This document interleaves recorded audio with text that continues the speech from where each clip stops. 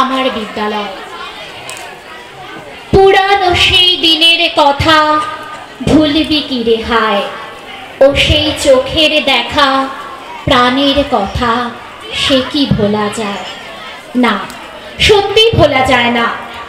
আমরা আজকে প্রাক্তনী, আমরা আজকে যখন প্রাক্তনী আমরা গর্বিত প্রাক্তনী বলে। আজকে যারা বর্তমান তারাও অতীতে একদিন প্রাক্তন হবে, আমাদের মতো হবে। আমরা যখন নীল স্কার্ট পরে, সাদা জামা, পিঠে ব্যাগ, মায়ের বাবার হাত ধরে এই স্কুলে প্রবেশ করেছিলাম, সে দিনগুলোর কথা আজও বড় টাটকা মনের কোণে। গীতা ম্যাডামের ইতিহাস, বাবার হইল আবার জ্বর সারিল ঔষধে।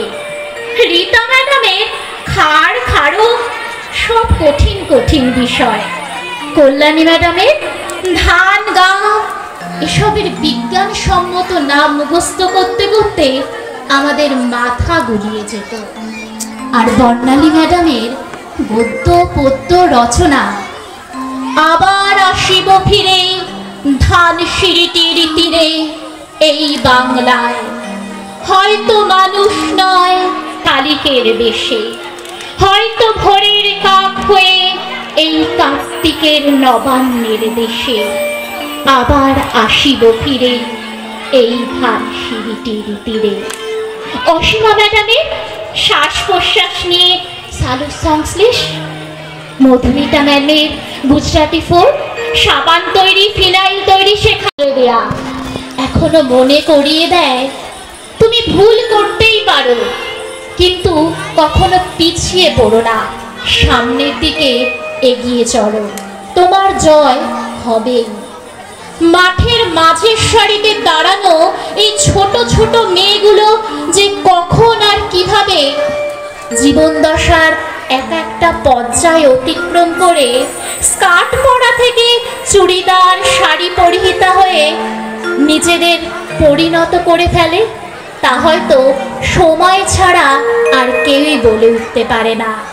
শুধু ৫-৬ ঘন্টা নয় বা ৫-৬ বছরের জন্য স্কুল নয়, এই স্কুল জীবন আমাদের সারা জীবনের একদম মনের অন্তরে গাঁথা থাকে।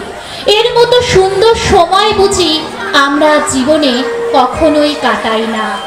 তাই তো বলি, টিফিনের ঝালমুড়ি, ফুচকা, আলু কাবলি আজও হাত বাড়িয়ে আমায় ডাকে।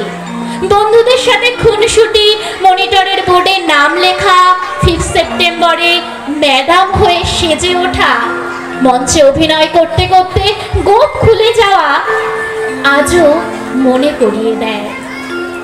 আমরা কেউ দেশ বা দেশের বাইরে, কেউ হয়তো গৃহকর্মে, কেউ অফিসে, আদালতে, মাঠে, নিজের নিজের জায়গায়, নিজের পেশায় হয়তো পরিচিত হলেও আমাদের একটাই পরিচয়, আমরা